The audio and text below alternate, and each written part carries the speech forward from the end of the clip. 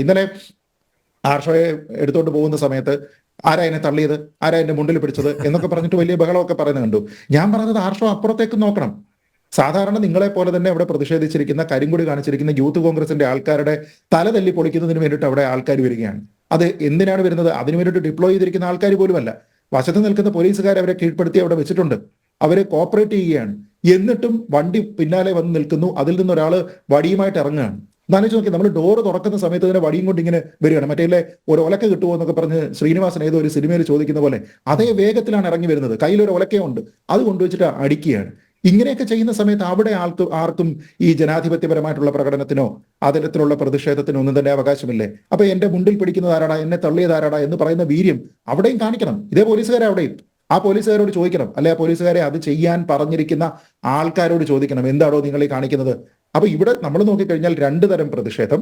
അതിൽ ഗവർണർക്കെതിരെയുള്ള പ്രതിഷേധം എന്ന് പറയുന്നത് ജനാധിപത്യപരമായിട്ടുള്ള പ്രതിഷേധവും മുഖ്യമന്ത്രിക്കെതിരെയുള്ള പ്രതിഷേധം എന്ന് പറയുന്നത് ജനാധിപത്യ വിരുദ്ധമായിട്ടുള്ള പ്രതിഷേധവുമായി മാറുന്നു. ആ ഡിസ്റ്റിങ്ഷൻ, ഡിമാർക്കേഷൻ ഇവിടെ കൊണ്ടുവരാനായിട്ട് ശ്രമിക്കുന്നത് നമ്മുടെ ഇടത് സിസ്റ്റമാണ്. പക്ഷെ ഒരേ സമയത്ത് ഈ രണ്ട് കാര്യങ്ങളും രണ്ട് രീതിയിൽ ചെയ്യുക എന്ന് പറഞ്ഞാൽ, പണ്ട് ഏതോ ഒരു സിനിമയിൽ പ്രേം നസീർ, അദ്ദേഹത്തിന് ബാബു എന്നൊരു ക്യാരക്ടറുണ്ട്. അദ്ദേഹം ഈ മീശയുള്ള ഒരു ക്യാരക്ടറാണ് ബാബു.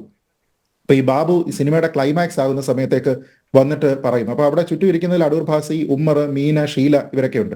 അവിടെ വന്നിട്ട് പറയും, നിങ്ങൾ ഇതുവരെ എന്നെ തെറ്റിദ്ധരിച്ചു, ഞാൻ ബാബു അല്ല, ഞാൻ CID ഓഫീസർ KK നായരാണ് എന്ന് പറഞ്ഞിട്ട് ഈ മീശ അങ്ങ് മാറ്റും. അപ്പൊ അവിടെ ഇരിക്കുന്ന ആൾക്കാരെല്ലാം ഞെട്ടുകയാണ്. ഉമ്മർ ഞെട്ടുന്നു, മീന ഞെട്ടുന്നു, ഷീല ഞെട്ടുന്നു, അടൂർ ഭാസി ഞെട്ടുന്നു. നമ്മൾ പ്രേക്ഷകർ ഞെട്ടത്തില്ല. കാരണം നമുക്കിത് തുടങ്ങുന്ന സമയത്ത് തന്നെ അറിയാം, മീശ വെച്ചാലും ഇല്ലെങ്കിലും ഇത് പ്രേം നസീർ ആണെന്ന് നമുക്കറിയാം. അപ്പൊ എനിക്ക് SFIക്കാരോട് പറയാനുള്ളത്, പ്രിയപ്പെട്ട SFIക്കാരെ, നിങ്ങൾ വന്നിട്ട് ദയവ് ചെയ്ത് യൂത്ത് കോൺഗ്രസിന്റെ ഈ സമരം ബാബു ആണ് എന്നും ഞങ്ങളുടെ സമരം KK നായരാണ് എന്നും പറഞ്ഞ് ഞങ്ങളെ തെറ്റിദ്ധരിപ്പിക്കാനായിട്ട് ശ്രമിക്കരുത്. ഞങ്ങൾക്കറിയാം നിങ്ങൾ രണ്ടുപേരും പ്രേം നസീർ ആണ് എന്ന് ഞങ്ങൾക്കറിയാം.